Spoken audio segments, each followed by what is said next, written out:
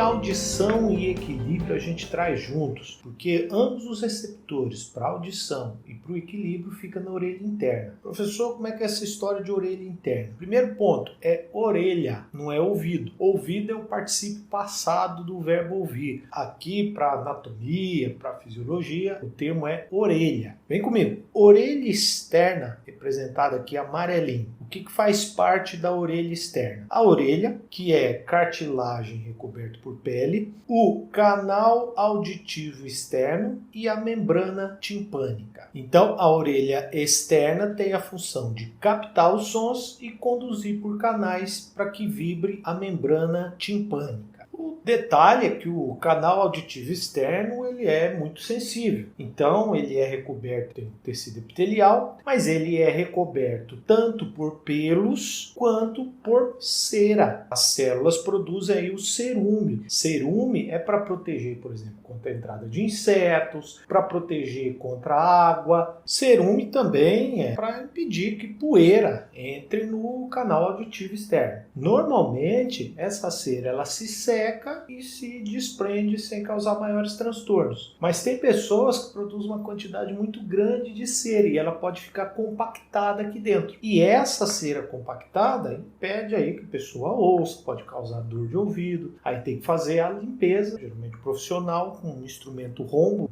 ponta arredondada, vai lá, retira aquele excesso de cera, ou então mantém essa cera hidratada, faz algum tipo de hidratação para que ela seja removida. A membrana timpânica é importantíssima. A membrana timpânica ela tem uma elasticidade. Então, quando o som é conduzido para dentro do canal auditivo externo, essa membrana timpânica ela vai vibrar. E isso aí é importantíssimo para que ocorra a audição. A orelha média, representada aqui em azulzinho, é separada por membrana timpânica até a chamada janela oval e janela redonda. E nota que a orelha média tem uma abertura para faringe, mais precisamente para nasofaringe. Essa aqui é a tuba auditiva, antigamente chamada de tuba de Eustáquio. A orelha média tem os ossículos da audição, são os menores ossos do corpo humano. Aqui a gente tem o martelo, que ele tem forma de martelo, a bigorna, forma de bigorna, e o estribo, forma de estribo.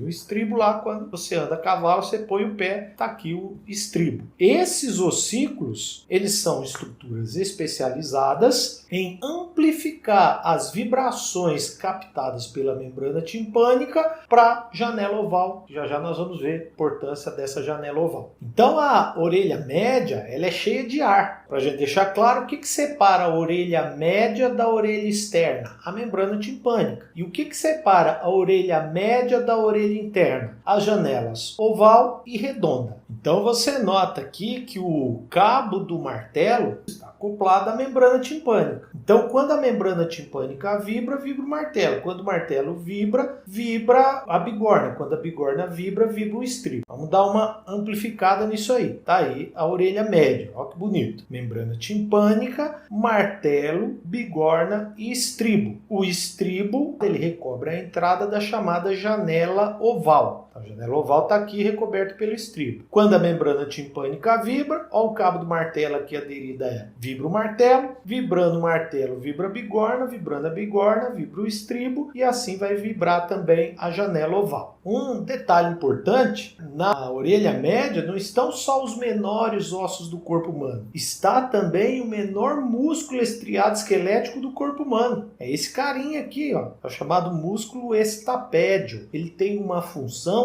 de amortecer as vibrações da bigorna para o estribo. E além disso, a gente tem também esse músculo aqui, o tensor do tímpano. O tensor do tímpano, ele impede grandes vibrações da membrana timpânica. Então você tem uma proteção contra sons muito altos. Sons muito altos são amortecidos pelo estapédio e também pelo tensor do tímpano, que mantém o tímpano numa certa vibração. Só que aí o detalhe, se o som vai crescendo aos poucos, dá tempo de acionar a contração desses músculos e assim inibir os prejuízos que pode causar na orelha interna. Agora, se o som é muito alto, só que de uma vez, por exemplo, como um tiro, não dá tempo dos músculos exercerem as suas funções e assim pode acontecer, inclusive, rompimento de membrana timpânica e lesão de células na orelha interna relacionadas aí à audição. Então, olha que capricho de Deus. Colocou aí os músculos para ajudar a gente quando o som é muito intenso. Tem pessoas que desenvolvem paralisia do estapédio. E as pessoas que desenvolvem paralisia do estapédio, elas passam a ouvir sons que normalmente não ouvia, chamado de hiperacusia. Ouve muito.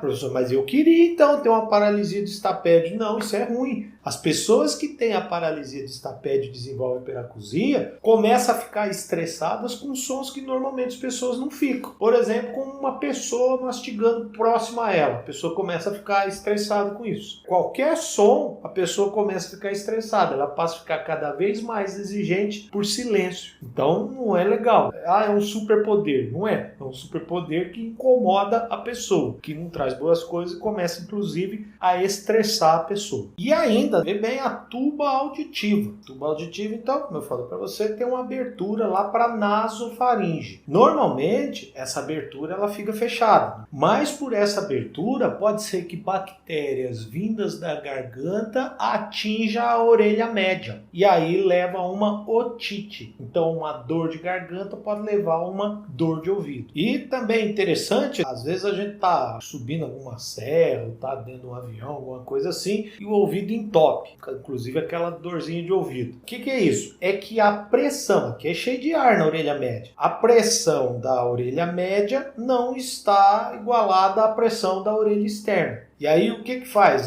Chupa chiclete, legal, chupa chiclete, mastigar. Ou então faz isso aqui, tipo um bocejo. Quando você boceja, inclusive, você desentupiu o ouvido. Por quê? Porque a nasofaringe abre a tuba auditiva e aí a pressão do ar que está dentro da orelha média se iguala à pressão que está na orelha externa. E aí o tímpano volta a vibrar normalmente. Então faz isso aqui, né? Tampa o nariz e força o ar, sem abrir a boca. Isso também vai fazer com que abra a extremidade laríngea da tuba auditiva e as pressões se igualem. Então, paralisia do estapédio levando à hiperacusia e o equilíbrio das pressões e também otite média por causa da abertura da tuba auditiva. Agora aqui a obra-prima da engenharia divina. A obra-prima da engenharia divina está aqui, é a orelha interna. Então, a partir da janela oval e da janela redonda, para dentro é a orelha interna. Então, ampliando aqui a orelha interna, aqui está a janela oval. Olha como é que ela está recoberta pelo ossículo estribo. E aqui está a janela redonda. A orelha interna, ela tem uma parte exterior, orelha interna ou labirinto. Labirinto, acho que nem preciso falar por quê. Olha como é que é intricado essa estrutura. A parte externa da orelha interna é osso, por isso que é chamado de labirinto ósseo. E dentro desse osso, apresentado aí beijinho, tem a chamada perilinfa. Porém, dentro desse labirinto ósseo, a gente tem o labirinto membranoso, representado aí rosinho. Então, labirinto membranoso, labirinto membranoso. Dentro do labirinto membranoso, a gente tem a endolinfa. Então, a orelha interna tanto é receptor para equilíbrio, quanto é receptor para audição. Se nós estamos falando de audição, nós estamos falando dessa estrutura aqui conhecida como cócclea. E se nós estamos falando de equilíbrio, nós estamos falando dessas estruturas aqui. Quais são essas estruturas? São os canalículos semicirculares. Nós temos três, um canal semicircular anterior voltado para frente, posterior voltado para trás e um canalículo semicircular chamado de lateral. Os canais anterior e posterior, eles estão numa posição vertical e o canalículo lateral, ele está numa posição posição horizontal, estrategicamente para poder captar a posição do nosso corpo no espaço. Além dos canais semicirculares, a gente tem também uma outra estrutura óssea, então beijinho aqui representado, chamada de vestíbulo. Dentro do vestíbulo, o labirinto membranoso é dividido em dois. É dividido em utrículo, essa estrutura aqui, e o sáculo. Então, os canais semicirculares, juntamente com o vestíbulo, esse é o labirinto ósseo. Labirinto membranoso são os canais semicirculares, tem aqui labirinto membranoso,